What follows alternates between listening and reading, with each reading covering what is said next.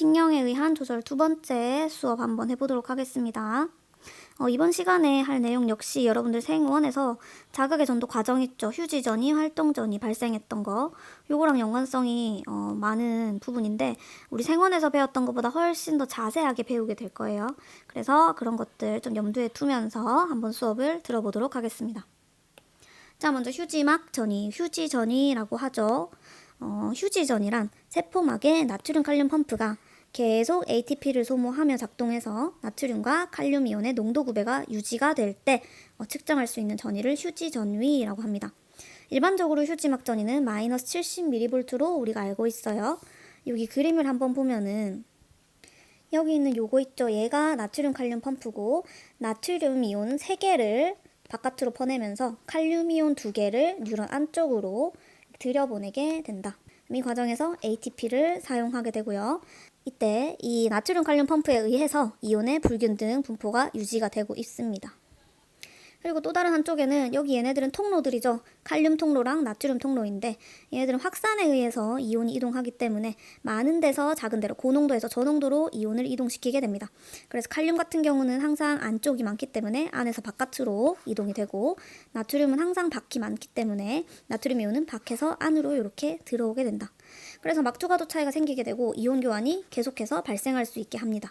그래서 동적 평형을 이루는 상태가 마이너스 70mV이다. 그래서 휴지 전위 값이 마이너스 70mV이다. 이렇게 이해를 하시면 됩니다. 그 다음 활동전위. 다들 활동전위도 알고 있죠. 뉴런이 자극을 받으면 나트륨의 유입에 의해서 전위가 역전이 되게 되는데 이때 표면이 음전하, 안쪽이 양전하를 띠게 된다. 이때 형성된 막전위를 활동전위라고 합니다.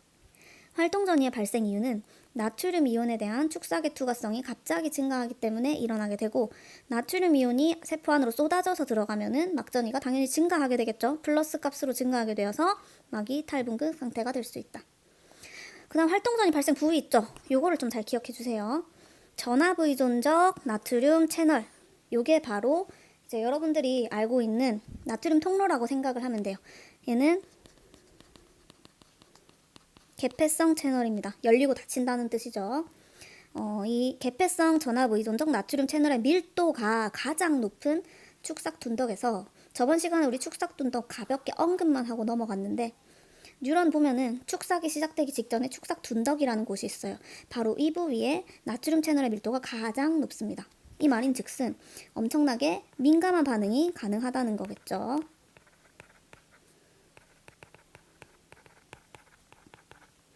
그래서 축삭 둔덕에서 처음으로 활동전위가 형성이 될 수가 있습니다. 자, 이것도 여러분들 알고 있죠? 우리가 이미 익숙하게 알고 있는 막전위 변화 그래프인데요. 여기 보면은 활동전위가 여기서부터 요까지다 라고 적혀 있어요. AP라는 거는 활동전위 약어로 표현을 한 건데 액션 포텐셜이라고 해요. 말 그대로 활동전위. 그래서 여기 휴지기, 여기가 휴지전위인 거고 그 다음 탈분극이 시작되면은 이렇게 막전위 값이 올라가기 시작을 하고 다시 이렇게 분극 상태로 회복하는 재분극기를 거쳐서 근데 재분극이 너무 심해지는 과분극까지도 이렇게 보통 마이너스 80 정도까지 내려가게 되죠. 그 다음 다시 휴지전위를 회복하는 형태로 막전위 변화가 이루어지고 있다. 그래서 이거는 막전위 변화 그래프이고요. 여기 나오는 얘는 실제로 전압개폐성 나트륨 통로, 칼륨 통로의 개폐에 대해서 정리를 해놓은 모식도입니다. 아까 선생님이 개폐성이라고 했잖아요. 열리고 닫힌다라고 했어요. 근데 단순히 언제 열리고 언제 닫힌다가 아니라 얘네들이 또 문 이름이 여러 가지입니다. 자세히 보시면 전압개폐성 나트륨 채널, 나트륨 통로, M게이트랑 H게이트로 문이 2개입니다. 그 다음 전압개폐성 칼륨 채널, 얘는 N게이트 하나만 가지고 있어요. 그래서 요 3개의 문들이 언제 어떻게 열리고 닫히는지를 기준으로 활동전위와 휴지전위를 정리를 하는 게 정말 중요합니다. 자, 그럼 그거를 지금 선생님이랑 같이 한번 해보도록 할게요. 매우 중요해요, 여러분. 요 부분 암기 꼼꼼하게 해야 되는 부분입니다. 보겠습니다. 1번. 전기적인 신호가 축삭에 도달하면 전압개폐성 나트륨 채널에 M문, M게이트가 열려서 나트륨의 투과도가 증가하면서 활동전위가 발생하기 시작을 한다. 지금 여기 A 구간은 휴지전일 때 여기 닫혀있는 상태를 표현을 한 거고요. 전기신호가 축삭에 도달을 하게 되면은 여기 가운데 있는 부분이 N문이죠. N문이 열리면서 나트륨이 이렇게 안쪽으로 들어오게 된다. 그다음 막전이가 플러스 30, 피크 지점이죠. 여기에 도달하면 전압개폐성 나트륨 채널에 H문이 닫히기 시작을 해요. H문은 여기 휴지전이에서는 열려있는 문이었어요. 근데 N문이 닫혀있기 때문에 나트륨이 오지 못하고 튕겨져 나갔었는데, 활동전이 피크 지점에 도달하게 되면은 N문은 열려있지만 H문이 이렇게 닫혀버리게 돼요. 그래서 나트륨이 통과하지 못하고 다시 튕겨져 나가버립니다. 전압개폐성 나트륨 채널들이 닫히면서, 여기 잘못 적혀있네요. 전압개폐성 칼륨 채널에 N문이 열리면서 칼륨의 투과도가 상승하면 빠르게 재분극이 된다. 자, 지금 나트륨 채널에 H문이 닫힌 상태예요. 닫힌 상태인데 이때 여기 원래 계속해서 닫혀 있었던 칼륨 채널의 N 게이트 있죠. 요게 이제 열리면서 드디어 칼륨이 안에서 바깥으로 이동을 할 수가 있게 됩니다. 그럼 이걸 재분극이라고 하고요. 재분극이 일어나는 동안 전압개폐성 나트륨 채널에 H문이 열리고 그 다음 N문이 닫히면서 다음 자극을 받아들일 준비 상태가 된다. 아까 휴지전이 상태 보면은 N문이 닫혀 있는데 H문은 열려 있죠. 재분극의 과정에서 다시 이렇게 N문이 닫히고 H문은 다시 이렇게 열리게 되면서 다음 자극을 받아들일 준비 상태가 된다고 해요. 그 다음 마지막으로 전압개폐성 칼륨 채널에 N문이 닫히면서 휴지전이로 돌아온다. 그래서 여기서는 재분극일 땐 열려 있다가 다시 얘가 닫히게 되면서 휴지전이 상태를 회복할 수 있다. 이 말입니다. 그러면 순서를 한번 적어보면요. 나트륨 채널에 N문이 오픈되고 그 다음 H문이 클로즈되고 칼륨 채널에 N문이 오픈되고 이때 나트륨 채널에 H문이 오픈되고 그 다음 N문은 다시 닫히게 되죠. 이 다음에 N문도 닫히게 되면서 휴지전이를 회복한다. 네, 이렇게 되어 있습니다. 그래서 요거는 여러분 특별히 암기법은 없고요. 여러분들이 정리하면서 외우셔야 되는데 그냥 굳이 억지로 끼워 맞추게 되면은 M, H, N, H, M, N 해가지고 민호네 할머니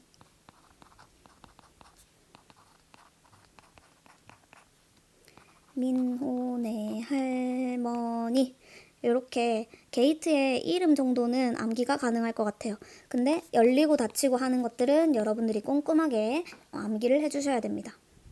이렇게 다양한 게이트들이 열리고 닫히는 게 정교하게 설정이 되어 있기 때문에 불응기라는 것이 발생을 할 수가 있어요. 불응기 개념도 처음 배우는 거니까 잘 생각을 해주세요. 중요하게 생각을 해주세요. 자, 불응기란 절대 불응기와 그 다음 상대 불응기 이렇게 두 개로 구분이 됩니다. 자, 먼저 절대 불응기란 활동전이가 일어나는 동안 아무리 큰 자극이 가해져도 활동전이가 중첩해서 일어날 수 없는 구간이에요. 그러니까 즉 활동전이가 이미 일어나고 있는데 더 큰 자극이 온다고 해서 그게 더블로 활동전이가 더 이렇게 많이 일어날 수가 없다는 거예요. 자극을 받은 지점에 전압개폐성 나트륨 채널들이 모두 열려서 어떤 자극에도 더 열릴 채널이 없다. 여기 제일 뒤에 보면은 불응기를 이렇게 표시를 해놨거든요. 근데 여기 지금 1번 불응기 쪽 여기 1번 구간 여기를 지금 말하는 거예요. 활동전이가 일어나는 동안 더 큰 자극이 가해져도 이 지점에서는 나트륨 채널들이 모두 열려 있어서 어떤 자극에도 이게 더 열릴 게 없으니까 반응이 나올 수가 없는 거죠. 그 다음 두 번째 여기 2번 구간 있죠. 여기도 절대 불응기예요. 재분극 지점인데 여기에서는 H문이 닫혀있는 구간 동안은 어떤 자극에도 전압개폐성 나트륨 채널들이 열릴 수가 없다. H문은 아까 여러분 나트륨 채널에서 요 문이었어요. 요게 지금 닫혀있는 구간, 여기 재분극에 얘가 닫혀있죠. 요 구간에는 어떤 자극이 들어와도 절대 나트륨이 이동을 할 수가 없다. 그래서 여기에도 어떤 자극이 들어와도 활동전이가 절대 일어날 수 없는 절대 불응기가 형성이 될 수가 있습니다. 그래서 절대 불응기는 저기 1구간, 2구간, 탈분극, 재분극 지점에서 요 이유 때문에 일어날 수 있다라는 거 기억을 해주시고요. 그 다음 상대 불응기 보겠습니다. 상대 부릉기는 정상적인 탈분극 자극보다 더 큰 자극이 가해졌을 때에만 활동전이가 다시 발생할 수 있는 구간. 즉, 부릉기는 부릉기인데 절대 부릉기처럼 절대로 다시는 이렇게 반응이 안 일어난다는 게 아니라 좀 더 큰 자극이 오면은 여기에는 발생을 할 수도 있다. 그러나 비슷하거나 더 작은 자극에서는 발생할 수가 없는 구간. 요게 상대 부릉기고요. 요 부분, 과분극이 있는 요 부분이 상대 부릉기에 해당합니다. 자, 이때는 어떤 일이 일어나냐면 아까 우리가 했듯이 H문이 닫혀 있었지만 다시 H문이 열리게 되고 여기 M문이 잠기게 되는 요 구간 있죠. 즉 휴지전일 때 상태랑 똑같이 되는 요 구간. 그래서 전압개폐성 나트륨 채널들의 일부가 H문을 열고 M문이 닫힌 상태로 바뀌면서 다시 다음 자극을 받아들일 준비가 된다. 요 구간이 상대 부릉기라고 생각을 하면 됩니다. 평소에 휴지전이 상태보다 M문이 닫힌 채널 수가 적어서 민감도가 떨어지기 때문에 더 큰 자극에 의해서만 비로소 채널들이 열려서 활동 전이를 생성할 수가 있다. 전압개폐성 칼륨 채널들도 아직은 열려 있어서 과분극된 막전이가 다시 활동 전이의 역치까지 상승하기 위해서는 반드시 더 큰 자극이 필요하다. 저쪽 구간 보면은 얘는 휴지전이 상태로 준비가 됐지만 얘 보시면은 얘는 아직 N문이 열려 있어요.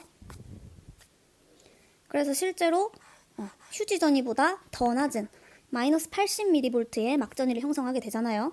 그래서 반드시 더 큰 자극이 있어야만 다시 활동 전이의 역치까지 상승할 수가 있다라고 합니다. 그래서 이러한 것들 때문에 부릉기라는 것이 정해져 있고요.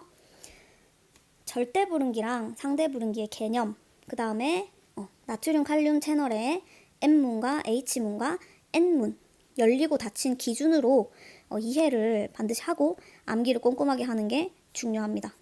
그래서 이번 수업에서는 제일 중요한 게 여러분 채널 이렇게 개폐성에 따라서 어떻게 변하는지, 그다음 이것 때문에 절대 부릉기랑 상대 부릉기가 만들어질 수 있는데 그 이유 있죠. 정확하게 기억하는 것이 중요합니다. 그리고 이 그래프 있죠. 여기서 어디가 부릉기에 해당하는지 정도도 기억을 해주시면 더 좋을 것 같습니다. 오늘 수업은 여기까지 하도록 하겠습니다. 수고하셨습니다.